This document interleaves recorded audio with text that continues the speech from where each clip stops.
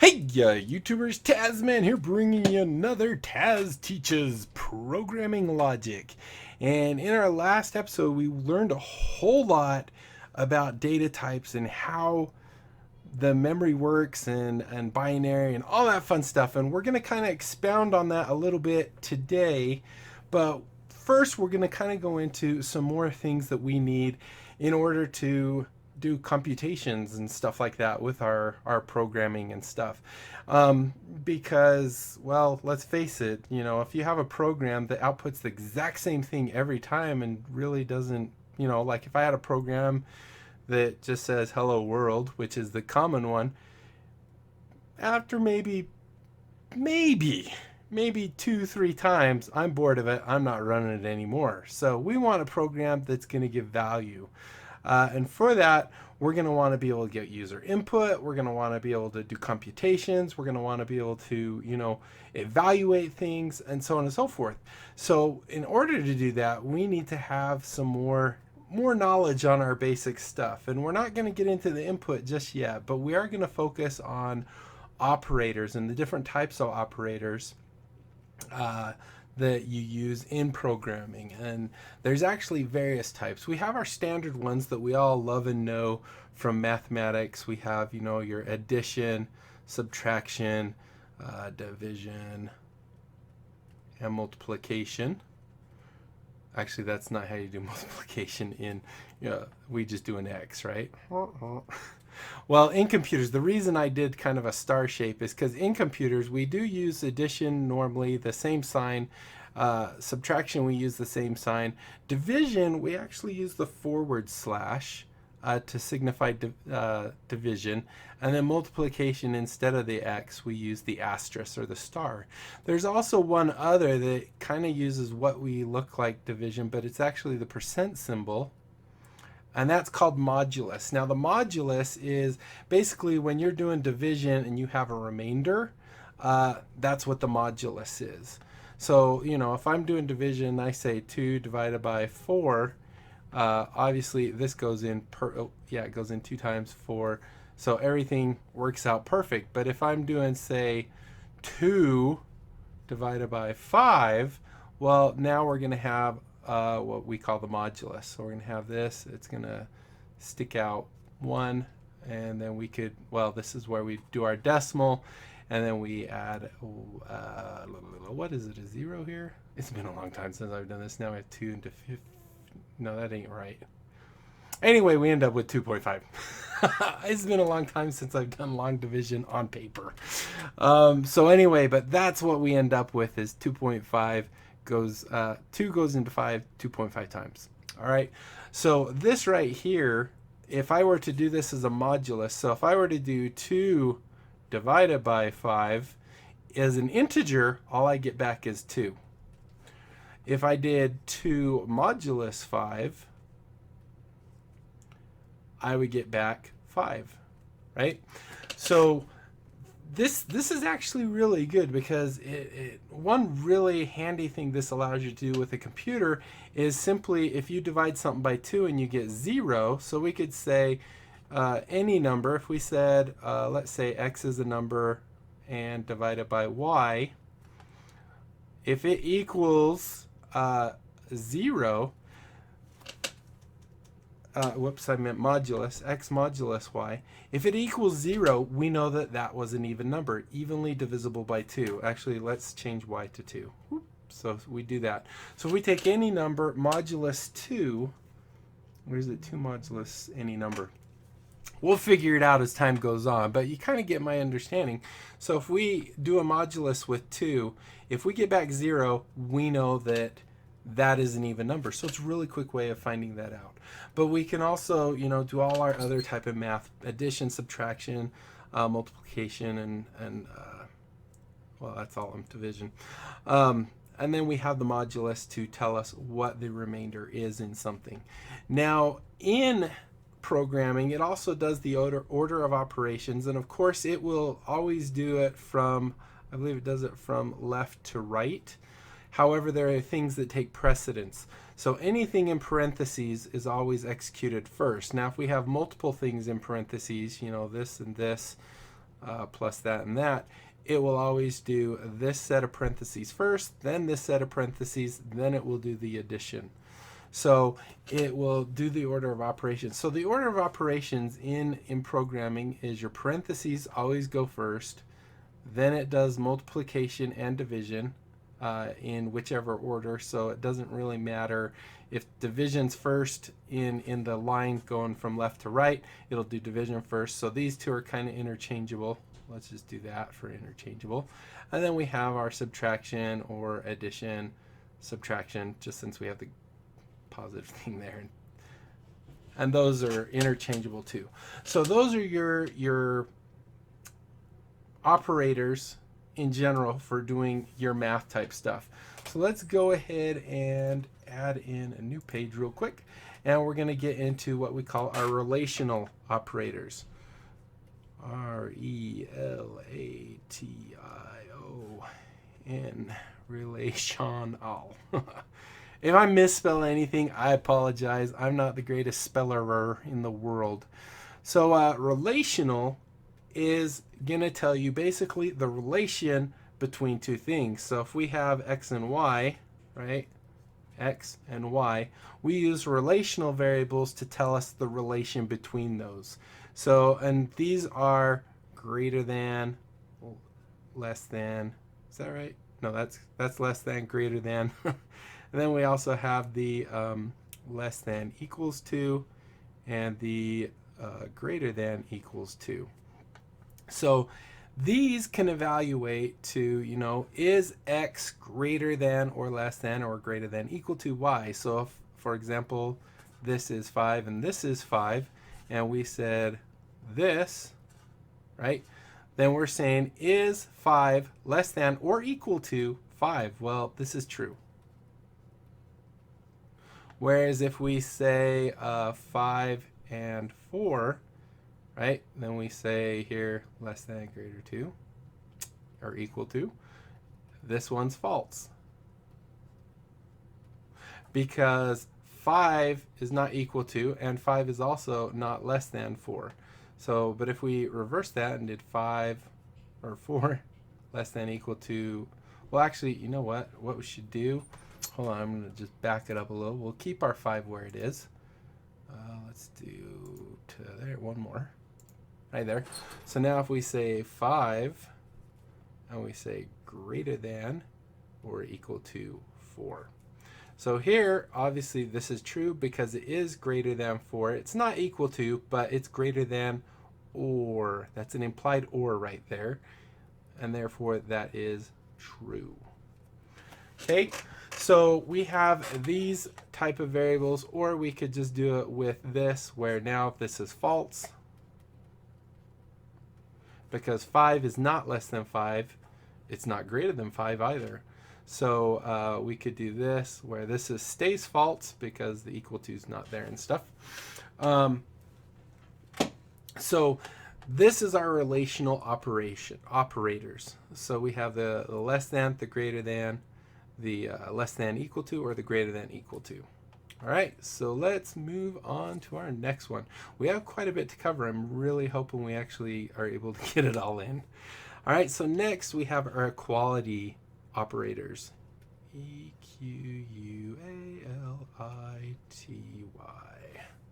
So our equality operators are going to be ones that tell us if one is actually equal to another.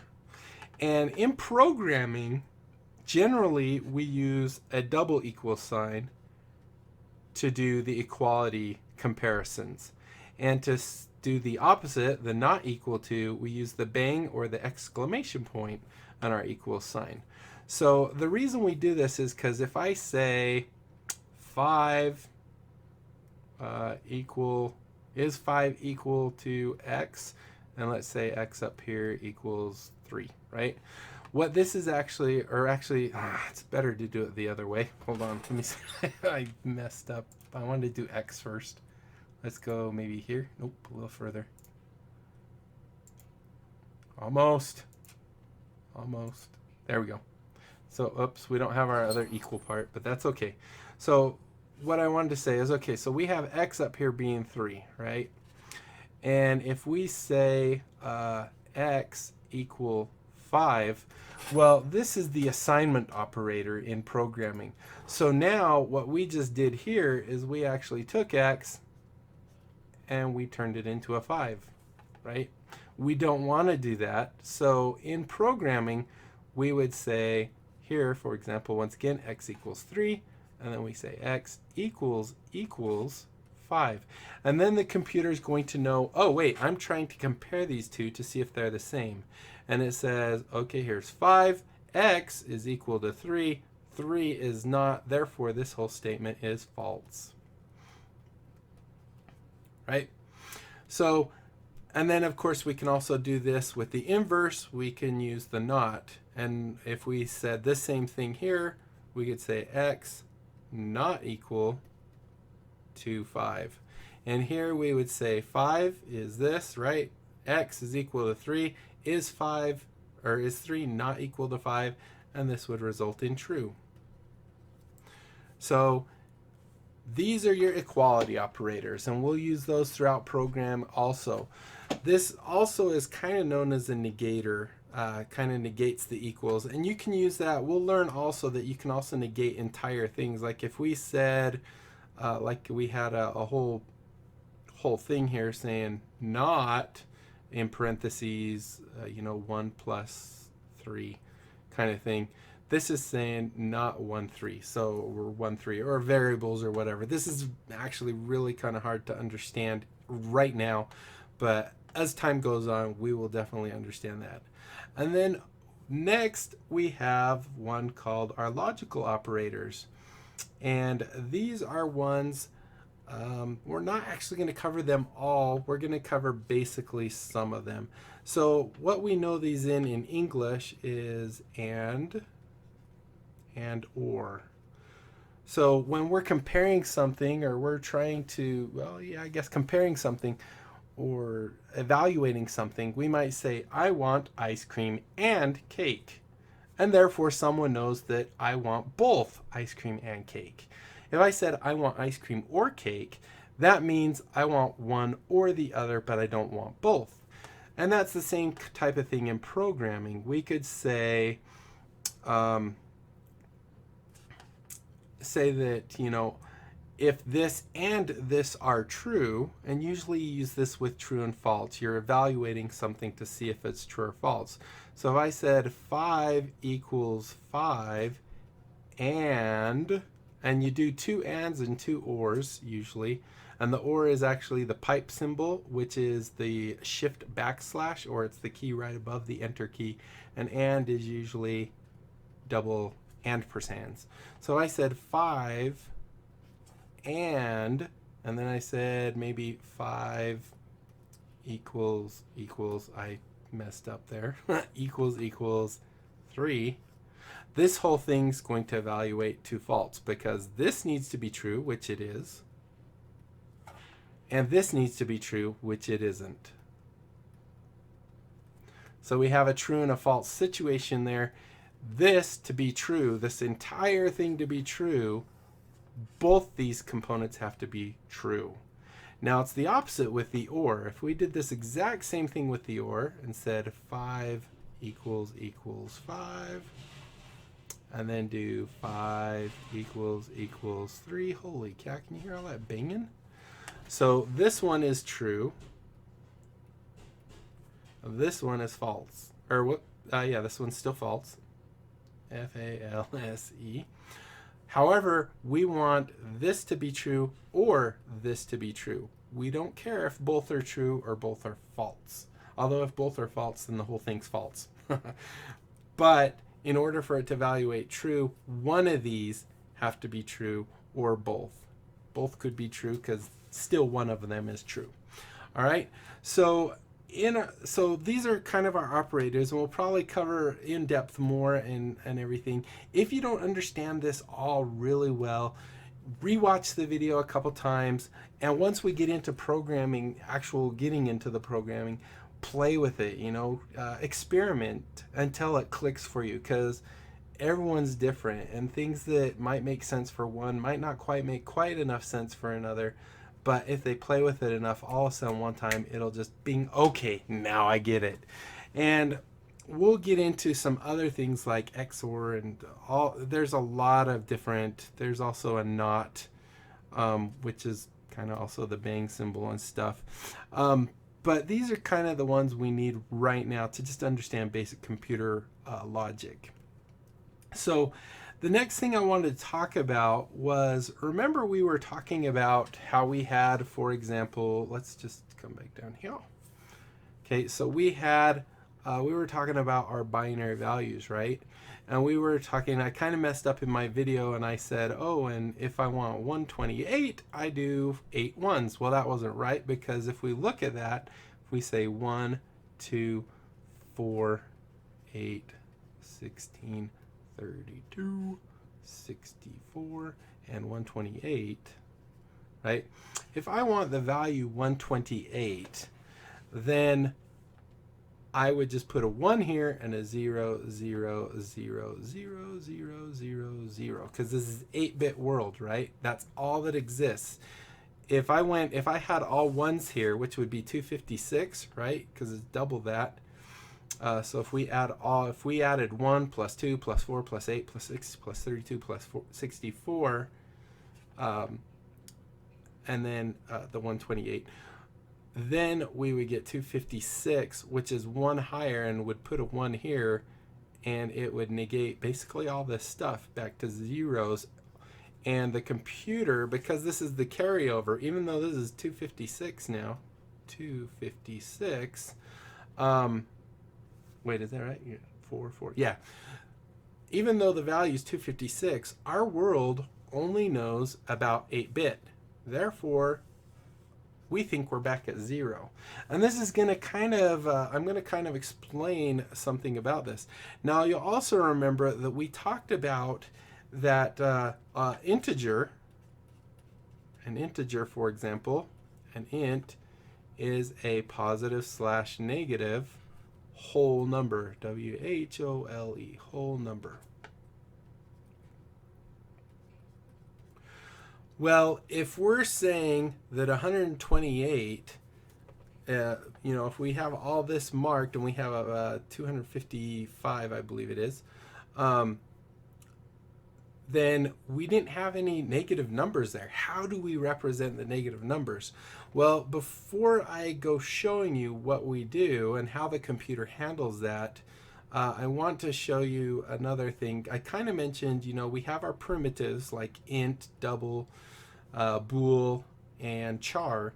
However, int actually kind of has a separation, so it actually kind of splits up.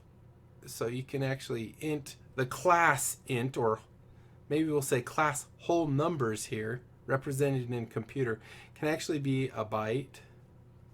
There's a type called byte. There's one called short. Of course, there's the int. And then there's one called long. So a byte, which is what I wanted to talk about next, just to help understand something.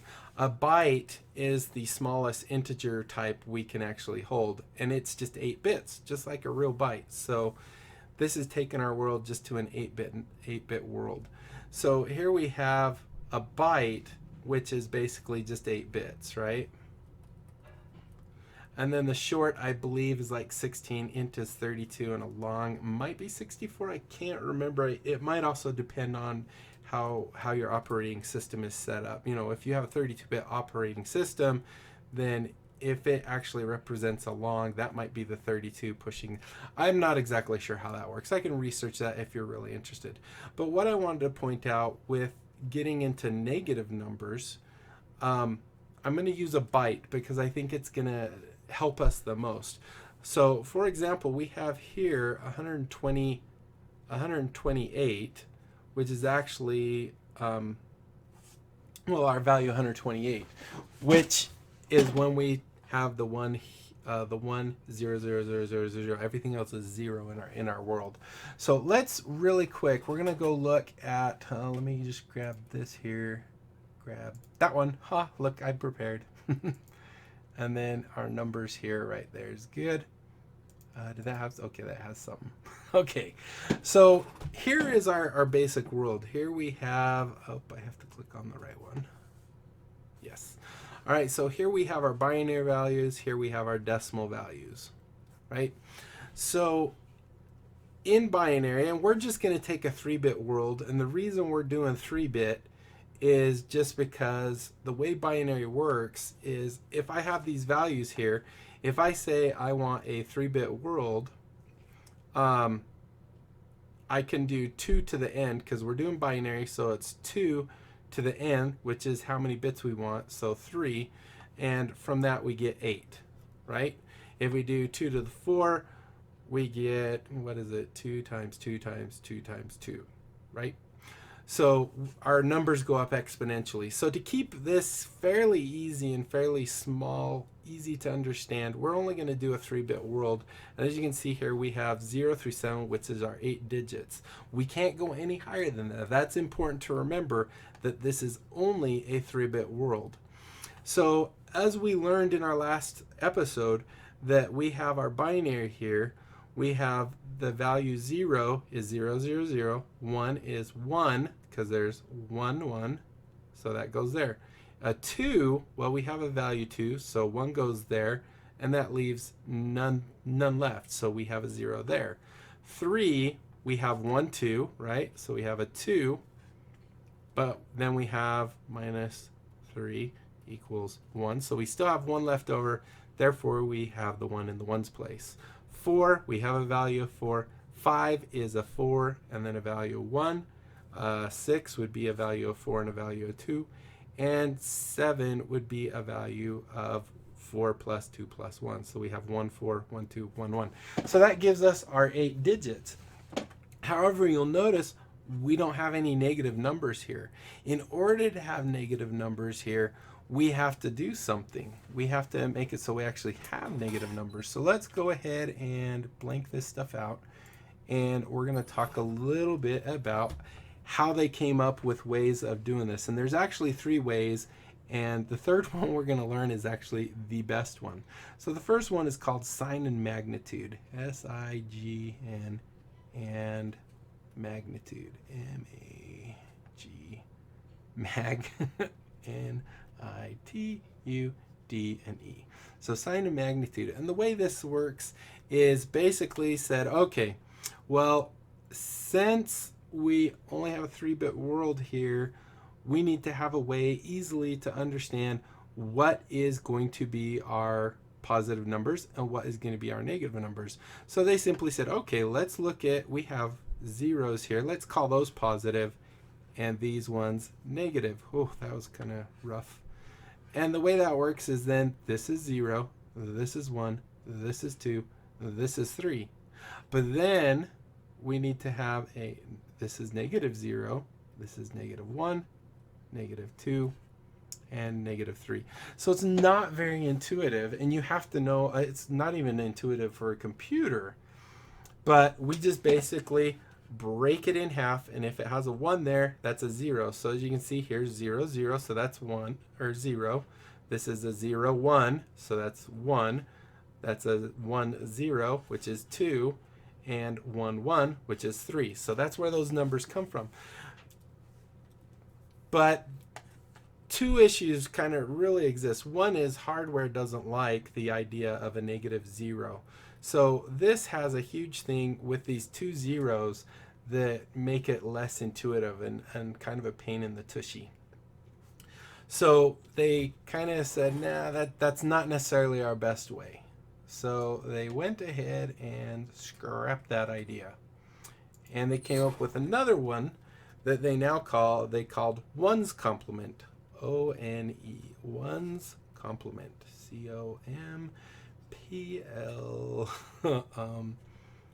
P-L-I-M-E-N-T. One's complement. And this kind of worked the same way as the other one, but what they decided is we're just going to invert the bits. So we just flip the bits. So here we have a 0, which is 0, 0, 0. So the invert of that would be 1, 1, 1. So therefore, we have a 0 as our positive, but then unfortunately we have a negative 0 still, right? So we take 1 here, which is 0, 0, 1. We flip the bits, we get 1, 1, 0. So now we have 1 here, and if we look down here, we have negative 1 here, right? Continuing on, we have a 0, 1, 0 for 2. We get 1, 0, 1 for negative 2. So here's our negative 2, and here's our 2. Then finally, we have a 0, 1, 1 for 3, which means we have 1, 0, 0 for negative 3. So this kind of worked, and it kind of worked almost the same as the other one. However, you'll notice now we have kind of a bit more structure, because we're not just adding these two together to get our 0, this to get our 1, this to get our 2. We actually kind of have a structure where we're just flipping the bits, and the inverse of whatever this is what that's going to be. So a little bit more intuitive, if you ask me. Maybe it isn't to you, but we still have that double zeros, which is very, very bad. We don't want double zeros. 0 is not a positive or a negative number. It's just a number, right? So let's go ahead and get rid of that one and say no. Then they came up with one more idea, and they call this one the 2's complement. I guess if this one wouldn't have worked, they would have went for 3's complement. I don't know. TWO 2's complement. COMPLIMENT.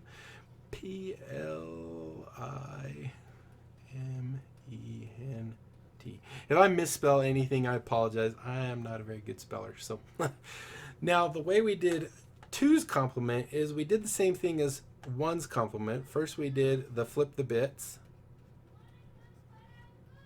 Flip the bit. B-I-T. We flip the bits, but then we add 1. This is number 2. We add 1. So let's see how this works out for us. So we take, let's just start actually with this guy. So we're going to flip number 1 here. We're going to go ahead and say 1 is 0, 0, 1. We're going to go ahead and flip the bits, which is this. And then we're going to add 1, right? So 0 plus 1 is 1. This is, of course, going to be zeros. So we have, is that right? That doesn't seem right. I might have messed up something. So we're flipping the bits and adding 1. Yeah, I think that's right. 1, 1, 1. No, that's not right. Yeah, actually, okay. I think that's right. Let's just go through it. Maybe I messed something up. So that's our number 1. Let's just keep going and just see if it works right, because I think it is. Because if we do 0, for example, we go 0, 0, 0, and its inverse is 1, 1, 1. Then we add 1 to that. So a 1 and a 1 is 2. We don't have a 2 place. 2 in binary is a 1 and a 0. Therefore, we put the 0 down. We carry the 1. Same thing here. We get a 0. We carry the 1. Same thing here.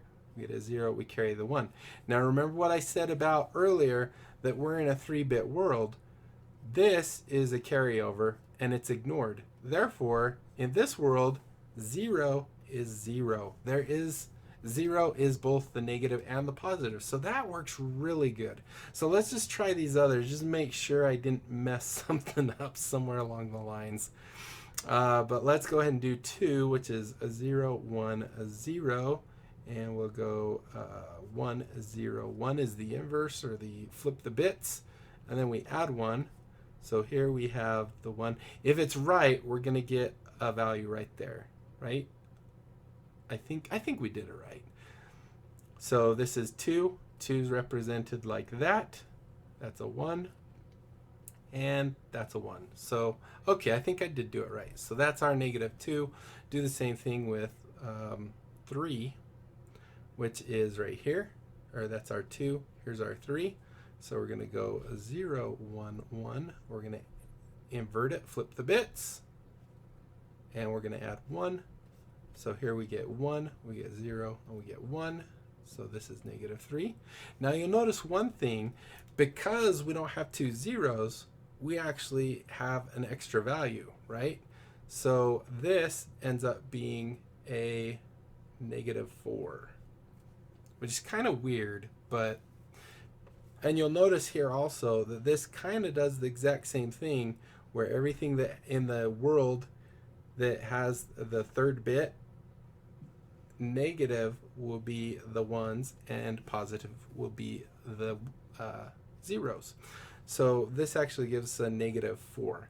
Now, one of the reasons I kind of wanted to show you this, and I'm going to demonstrate it really quick, is right here. I'm going to pull up Eclipse, and we're just doing some quick thing in Java here to kind of demonstrate this. So here we have the base package is all our base class here.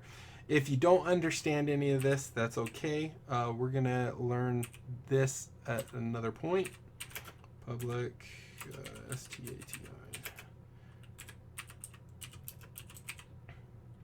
Did I type that wrong? I sure did. Main, and then we're going to do that. strrin. I apologize. I am not a fast typer in any shape, way, or form. And I freely admit that. Okay, so what we want to do here is make sure I have everything right. Okay, we're good. I want to kind of demonstrate this, because if you were to look in the world of a byte, which is only 127 bits, right? Or I mean 256 bits, 255-ish, whatever you want to say. Is that right? Is that what we said it was? It's so easy to get tongue-tied in this. Let's see, is this where we did it? Turn this guy off for a minute. No, it was up here somewhere. No, big mess, right? Quality, it was right here, I thought. Yeah, so we have the 128 bits, but that gives us 255 values, right? So you might think, remember what we said is if a 1 is in this last spot, the number becomes negative. And you're going to see why that's kind of relevant, and we're going to see an example of it. So we're going to take a byte, which limits just to that single byte of data. So we're going to go ahead and we're going to declare a byte, B-Y-T-E, and you don't, like I said, don't worry about the syntax here. We'll just call it my num, and we're going to assign it the value 127. And that's good. And then let's go ahead and we'll just maybe output our number, and it should output 127. So let's go system.out.println and parenthesis my num. Right, so there we're outputting it. And then, so if we run this, we're going to get 127, right? Right down here, we're going to see a 127 pop up. Now, if I add a value to this, if I say my num, and then do plus plus, and this is how you just basically say my num equals my num plus 1, and then I re-output that, what do you think it's going to give us? Do you think it's going to give us 128? If you said that, you're partially right. It actually gives us negative 128. Why is that? So if we think about this, in our example there, where's my Photoshop one? There it is. So if we look at this, turn off this guy, come here, add a layer. Add a layer. So if we look at this and we say we have our values here, go 1, 2, 4, 8, 16, 16, let's see, what was it? 32, 64, and 128. So if you remember, we said that if it has a 1 here, now in 2's complement, that means it's a negative number we're doing, right? So when we have 128, which is this, in binary, well, when we invert that, we get the opposite of it, right? So we actually get the negative side of it. Actually, I think I wrote this a little wrong, but it's because of that right there that it ends up looking like it's actually a negative number. Kind of like when we looked at our values. Where was it? Oh, right here, I think. No, I don't remember which. And I have all these. I think I've been thrown away. So anyway, sorry about that. So that's how we handle the negative numbers. We use 2's complement. Hopefully that made sense to you. If it didn't, maybe watch the video again, see if you can understand a little bit more. But remember that in order to do 2's complement, we're just basically kind of shifting the bit or inverting the bit, where we're saying we're taking, I've got the wrong there.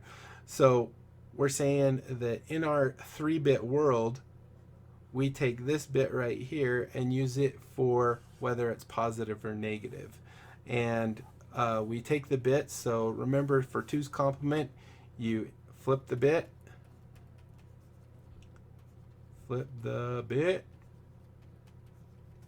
and add 1.